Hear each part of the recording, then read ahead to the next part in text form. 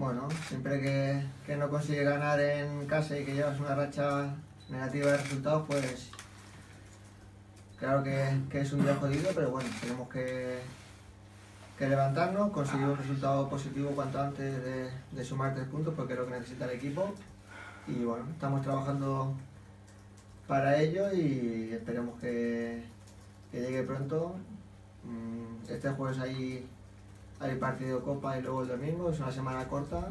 Tenemos que intentar pues hacer un buen resultado en Copa y en Liga conseguir 3 puntos que seguro que ganando partidos y sumando pues vamos para arriba y los que parecemos hoy un equipo tan que le cuesta estar ahí arriba, pues con una victoria seguro que cambia la dinámica y